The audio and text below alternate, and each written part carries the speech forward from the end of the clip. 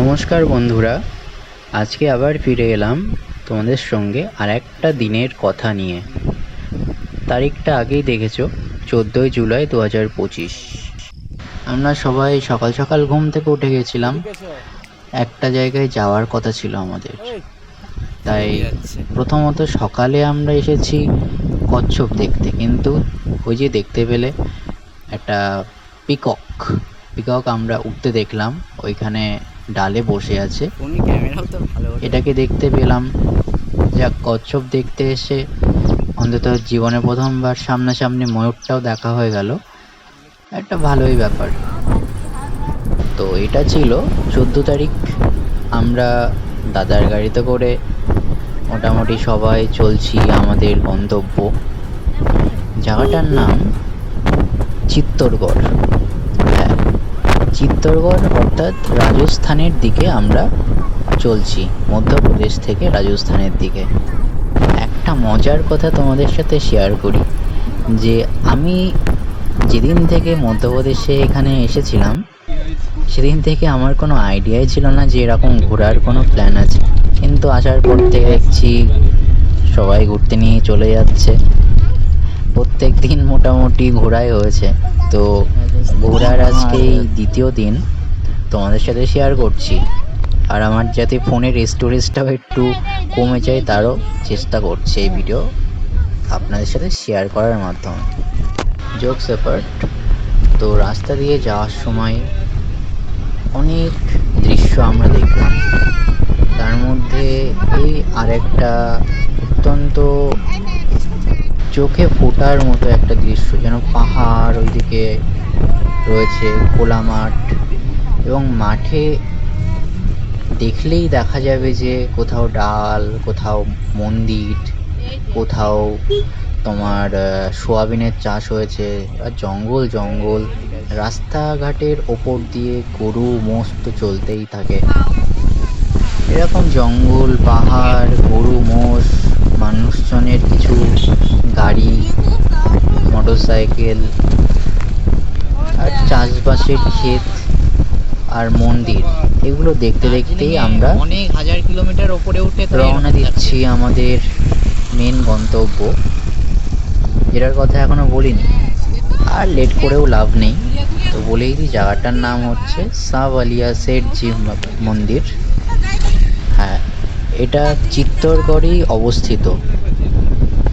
তো চলতে চলতে আমরা পৌঁছে গেলাম আমাদের লোকেশন সাইট, আমাদের যে মেন উদ্দেশ্য যেখানে যাওয়া, অর্থাৎ সাওয়ালিয়া শেঠজি কা মন্দির। তোমরা এখানে দেখতেই পাচ্ছ মন্দিরটা কতটা বড়। মন্দিরটার একটা মিথও আছে, তার মধ্যে একটা, যে এখানে তুমি যত দান করবে তোমাকে আরও বেশি করে ফিরিয়ে দেবে। আবার এরকমও মিথ আছে যে এখানে আসার পর যারা অনেক ব্যবসায় ধনী হয়ে গেছে বা অনেক টাকা ইনকাম হয়েছে, তারা নাকি এখানে দান করেন, প্রচুর টাকা, সোনা, সিলভার এসব দান করে যান। তো টাইম যখন আছেই, মোটামুটি 6 মিনিট 22 সেকেন্ডের এই ভিডিওটিতে, তো গল্পটা একটু আপনাদের সাথে শেয়ার করি। 1840 সালের কথা। ভোলারাম নামের একজন মেষপালক, তিনি ওই ছাপার এলাকাতে তার মহিষ চড়াতেন। একদিন তিনি স্বপ্নে দেখলেন যে 3টি মূর্তি ওই এলাকারই মাটির তলায় রয়েছে, এবং পরবর্তী সময়ে সত্যি সত্যি মাটি খনন করা হয়, এবং খনন করার পর দেখা যায় যে সত্যিই সেখানে তিনি যেরকম স্বপ্নে দেখেছিলেন একদম ঠিক সেরকম দেখতে 3টে মূর্তি পাওয়া গেছিল, বড় বড়।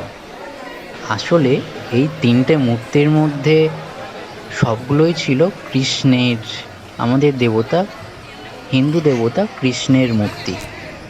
তো মেইন যে মূর্তিটা রাখা হয়েছে ডিসকভারি সাইট ছাপ্পারে, মান্থফিয়াতে, আরেকটা আছে ছাপ্পারে, এবং আরেকটা আছে বৎসোদা নামের একটা অঞ্চলে। মোটামুটি 3টে যে মূর্তি রয়েছে তাদের মধ্যে দূরত্ব 5 কিলোমিটারের অন্তর অন্তর। তো এখানে মেন যে মন্দিরটা ফেমাস, আমরা আপনাদের যেটা দেখাচ্ছি এটাই হচ্ছে এই 3টের মধ্যে সবথেকে ফেমাস।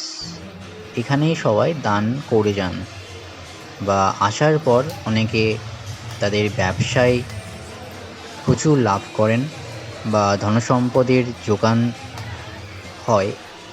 তো কৃষ্ণের মাহাত্ম্য তো আমরা সবাই জানি, তার দেওয়া ডাইরেকশন আমাদের সকলেরই মেনে চলা উচিত।